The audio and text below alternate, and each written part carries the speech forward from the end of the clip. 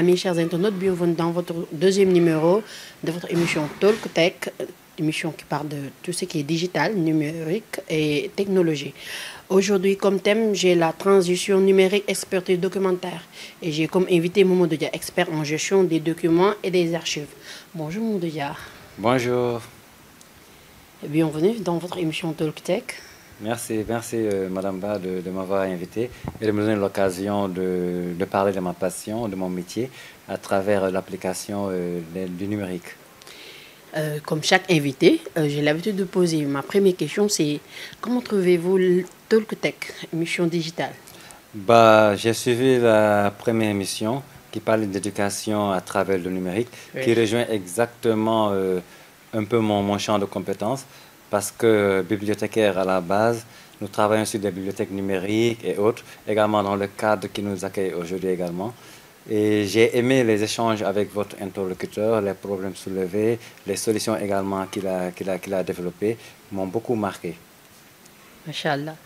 Et sur ce, je vais sur mon première question. Comme vous venez de l'énumérer, vous êtes bibliothécaire et tout ça. Et pour l'occasion, on l'a fait dans une bibliothèque qui est beaucoup fréquentée, machallah. Donc on va bientôt dire plus sur ce détail. Ma première question, c'est quels sont les principaux défis auxquels les experts en information documentaire sont confrontés dans la transition numérique et administration publique?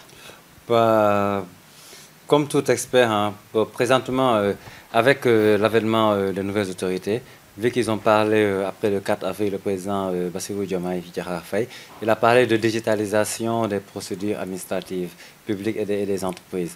Donc là, tout professionnel de l'information documentaire, archiviste, bibliothécaire ou documentaliste est carrément interpellé dans cette problématique. Donc nos défis, ils sont nombreux et ils s'articulent souvent autour de ce qu'on appelle nous les principes. Il y en a 5. Il y a l'intégrité, il y a la transparence, il y a l'authenticité, il y a la préservation, la pérennité de l'information. Vous voyez.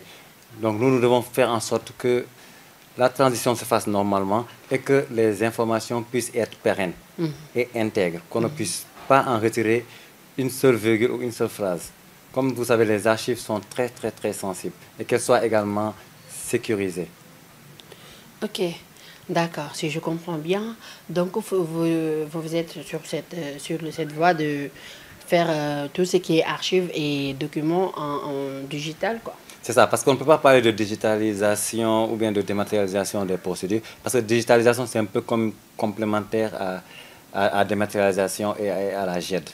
Okay? Donc, digitalisation, c'est faciliter l'accès, parce que dans le mot digital, il y a droit. Donc, faciliter l'accès des informations sur le smartphone, par exemple. Okay? Dématérialisation, on l'associe à des procédures.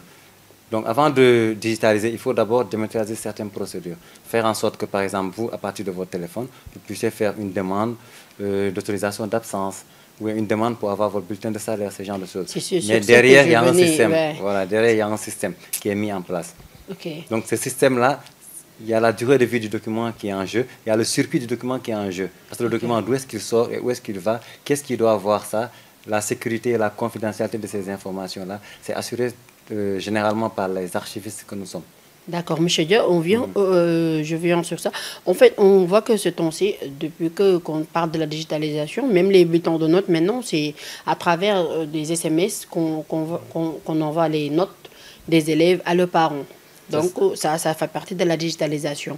Mais est-ce qu'on peut dire aussi, on peut attendre aussi, je peux dire, on peut attendre aussi que d'ici peu de temps, on peut faire nos dépôts sur les casiers judiciaires, je peux dire, les oui, c'est en cours, je pense. C'est en cours, je pense. À travers les plateformes et tout ça. Oui, c'est en cours, je pense. Au niveau de l'état civil déjà, il y a le projet NECAL financé par Enabel, les Belges. Donc, c'est en cours. Il y a beaucoup de mairies qui ont commencé à numériser le registre d'état civil, que ce soit de mariage, naissance, décès et autres. Donc, normalement, dans le futur, tout Sénégalais doit pouvoir avoir accès à son extrait sans se déplacer, par exemple. Sans se déplacer. Donc, pour ne pas qu'il y ait des modifications, parce que vous savez que le numérique aussi, il est un peu sensible. Parce que ça permet la falsification, les hackers, ce genre de choses. Surtout. Donc, c'est à ce niveau surtout que les archivistes veillent un peu au grain. Donc j'ai parlé d'intégrité, c'est ça, pour ne pas que quelqu'un falsifie ou bien touche et modifie un acte, par exemple, qui ne devrait pas l'être. D'accord. Sur ce, je viens à ma question aussi. Quels sont les avantages de la digitalisation des documents administratifs pour les administrations publiques et les entreprises? Les avantages, ils sont nombreux. D'abord, pour les administrations déjà, il y a un gain de temps, donc je dirais peut-être productivité, elle est rapide. Il y a une réduction en temps de traitement des demandes. Par exemple, si vous faites une demande de légalisation d'un document, par exemple, ou bien de casier judiciaire, souvent on vous fait faire des va-et-vient. Donc si tout ça est dématérialisé, donc la durée d'obtention du document, il est réduit, il est carrément réduit. Elle est carrément réduite plutôt. Donc en un laps de temps, on a son document administratif. La productivité est augmentée. Également, le client, il perd plus de temps à faire des bureaux en bureau. À partir de chez lui, il peut avoir accès à son document, faire la demande. C'est un peu ça les avantages. Également, la réduction des coûts au niveau des espaces de stockage et autres. Parce qu'un drive peut coûter moins cher, par exemple, qu'une grande salle avec plein de rayonnage, plein de livres, plein de dossiers d'archives. On passe du temps à chercher, ça prend du temps. Ouais. Quand c'est dématérialisé, en un clic, on peut faire une recherche et trouver son document. Comme Jean, si je comprends bien, la réponse est que maintenant, il n'y a plus que attendre, je vais chercher sur les archives ou bien les documents ont pris feu. On l'a vu récemment. C'est ça. Les documents ont pris feu au niveau des archives et tout ça. Donc, tout ça dans la nouvelle technologie, dans la digitalisation. C'est ça. En tout cas, si c'est bien fait, il y a la sauvegarde qui est assurée. Et nous, il y a un principe également auquel on tient, c'est la pérennité. Parce que le système aussi, on sait que le système change. Les ordinateurs d'il y a 10 ans ne sont pas les mêmes que ceux d'aujourd'hui. Le système évolue. Donc nous, on s'assure que l'information soit sauvegardée de manière pérenne dans le temps. On veut que dans 100 ans, nos enfants, nos petits-enfants puissent avoir accès à ces mêmes informations aujourd'hui, par exemple. Donc avec le temps, les saccages par-ci, par-là, le truc les archives qui sont détruites, quand c'est bien numérisé, bien stocké, bien préservé quelque part, au moins on aura ces infos-là, pour ne pas dire ad vitam aeternam, mais on aura pour toujours. Ouais. Mais monsieur, est-ce que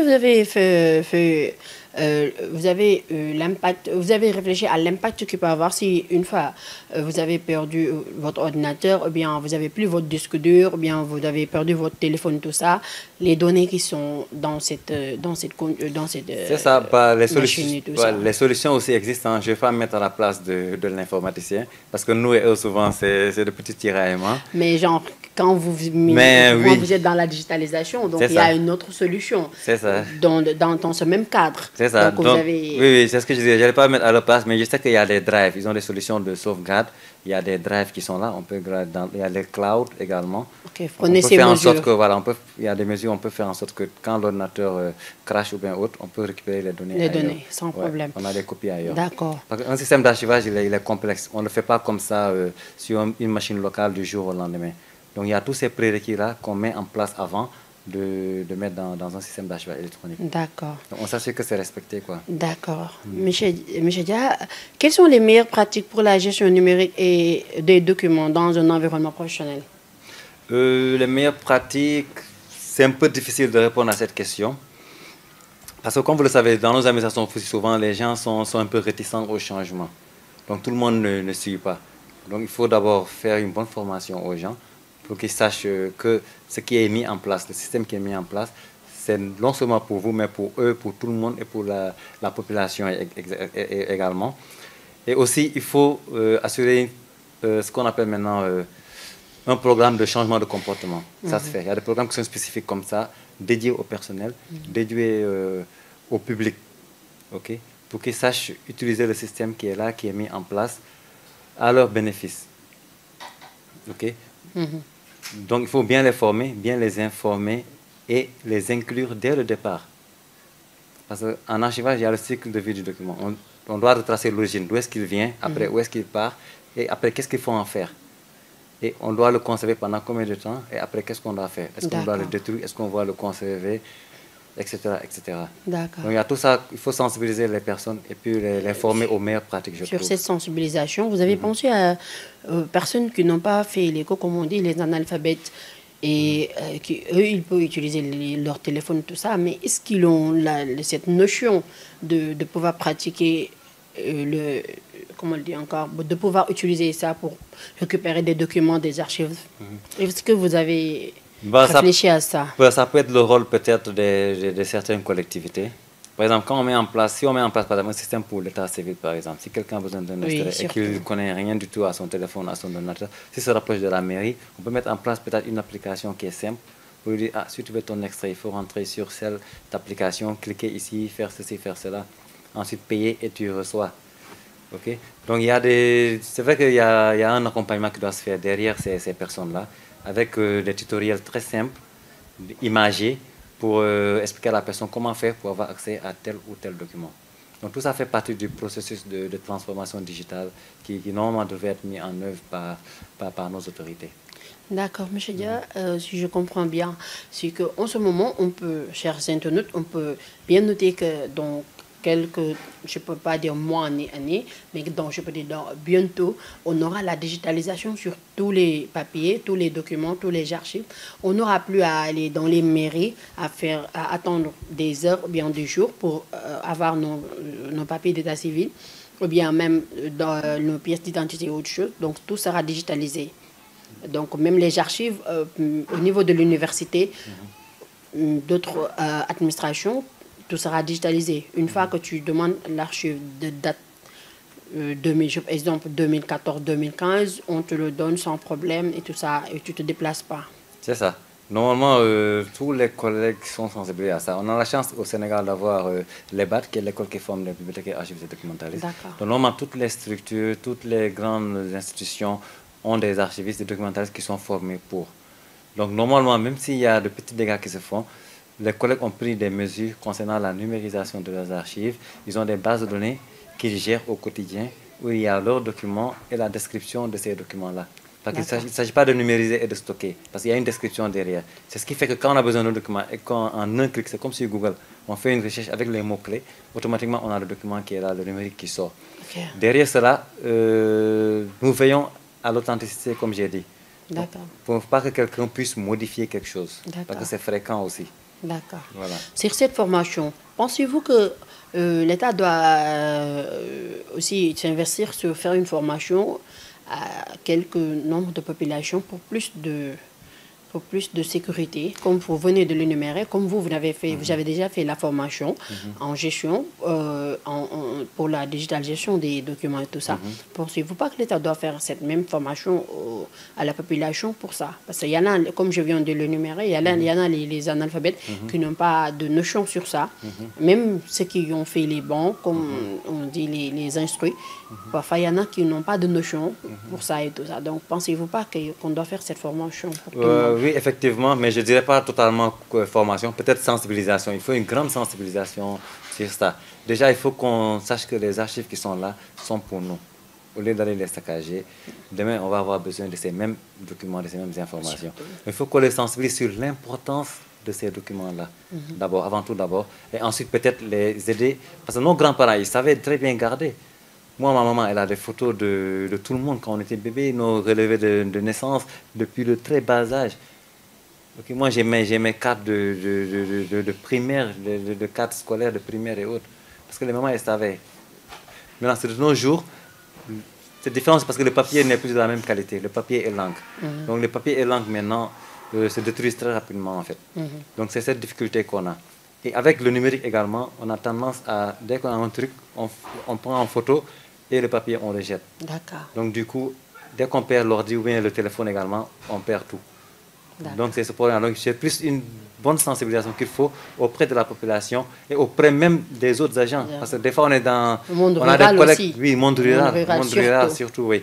Surtout, parce que le problème des terrains et autres, là, c'est ça parfois. Parfois, ils n'ont pas les papiers qui prouvent que ces terrains-là leur appartiennent. Donc demain, on peut vendre ça à quelqu'un, un autre opérateur économique par exemple, qui vient, qui fait les démarches pour avoir le bail et autres, et qui vient les expulser. Alors qu'à la base, eux, ils avaient les documents là, mais c'est peut-être dû à une mauvaise conservation.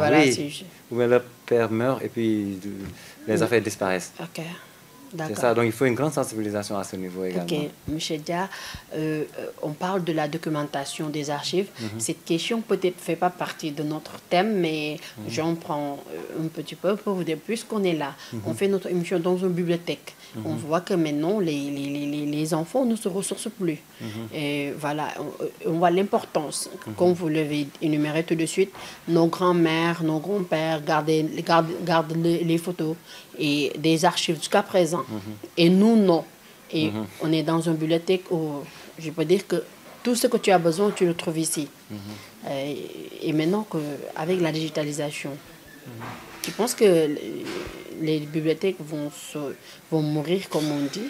Non, pas mourir, mais peut-être vont changer de fonctionnement. Non, vont changer de mode de fonctionnement et également vont s'adapter.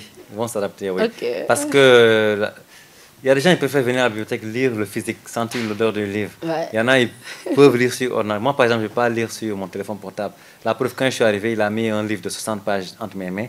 D'ici qu'on attendait les réalisateurs, j'ai pu finir le livre. Je l'ai dévoré en un trait. Donc, il y en a qui préfèrent lire sur le papier. Donc, c'est un cadre qui est soutenu quand même. J'aime bien. Les bibliothèques, ce n'est pas que de la lecture, parce qu'il y a d'autres activités qui se font, des animations culturelles, machin. C'est un troisième lieu, en fait. Il y en a qui viennent profiter du calme, faire d'autres activités sur leurs ordinateurs et autres. Donc, je pense qu'elles ne vont pas disparaître. Elles ont de beaux restes devant nous. Oui, trop même. Mais bon, comme tu dis, maintenant, les enfants préfèrent la digitalisation que voilà, de se déplacer, d'aller à la bibliothèque. Mais bon, c'est quelque chose de ressourçant. Et moi, je me dis qu'il faut essayer, il faut essayer de le vivre pour le savoir. C'est ça. Voilà, ça. Il faut même les diversifier, les démultiplier, je dirais. Parce qu'on est trop coincé entre nos téléphones maintenant. Il y a des impacts, il y a des inconvénients, qu'on en parle ou qu'on n'en parle pas. Je l'ai dit sur mon premier numéro, qu'on en parle, qu'on n'en parle pas, il y a des inconvénients. Parce qu'avec la nouvelle technologie, avec le IA, l'intelligence artificielle, tout ça, voilà, il y a une paresse qui s'installe et tout, mais bon. On en discutera amplement, Inch'Allah. Monsieur Dia, je te laisse dire ton dernier mot. Si tu as un conseil ou bien si tu veux dire quelque chose aux internautes et tout ça, à vous l'honneur. Non, mais merci. Il y a aussi des pages pour que les gens te suivent. Moi, je suis plus sur LinkedIn et sur Facebook que sur les autres réseaux. Donc, il suffit juste de rechercher Mamadou Dia et vous allez reconnaître ma modeste personne. Donc, du coup, je vous remercie ainsi que Sénégal Direct pour l'invitation et l'opportunité offerte de parler de certaines préoccupations qui requièrent nos collègues, nous, Sénégalais, mais également les collègues africains. Parce que je sais que nous sommes beaucoup suivis au niveau de la sous-région. Et l'importance de la digitalisation, ce n'est pas que les informaticiens.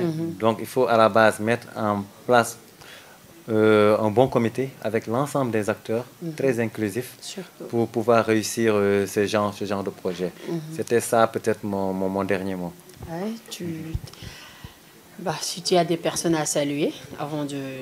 merci tous les collègues, peut-être l'association sénégalaise des bibliothécaires archivistes documentalistes, notre hiérarchie, la direction des archives du Sénégal, et les bars de l'école qui m'a formé, qui m'a tout donné, ainsi que les jeunes collègues, les collègues avec qui je suis tous les jours. Abdallah aussi, je le remercie. Oui. Je le remercie vraiment, voilà. Je l'ai fatigué pour ça et tout. Bon, je le remercie de passage. C'est vrai que c'est celui qui a facilité, celui qui a facilité la rencontre. Et tout. Il m'a beaucoup aidé, Abdallah Sarr. Je lui fais un gros coucou de passage, vraiment merci. Il voulait assister à ça, mais avec l'heure, c'est pas adéquat pour lui et tout. Bon, chers internautes, c'était ça pour mon deuxième numéro de votre émission Talk Tech. Voilà, je remercie les réalisateurs. Aladji Bara, comme d'habitude, qui est là aujourd'hui avec Cheikh. Je remercie Cheikh Aladji Bara, rédacteur en chef Noël. Je remercie toute l'équipe de Sénégal Direct, de Gaï à Benjamin. Je vous remercie. Je remercie Afritech. Je dis merci. Vraiment, l'accueil était chaleureux. On est bien ici. Le cadre est magnifique. Le cadre est magnifique. Tu te sens africain ici, tu te sens bien ici. Je vous conseille, chers internautes, de venir visiter ici. C'est à Grand-Dakar, à côté de la BRT. Vous allez vraiment, vraiment surpris. Voilà, ça, c'est moi qui vous le dis. Voilà, je vous remercie. Je remercie toute l'équipe de l'Afritech. Je remercie Mamadou Dia pour l'invitation. Et je remercie ma petite famille au Sénégal et en Mauritanie aussi. Je vous dis bye bye à une prochaine épisode.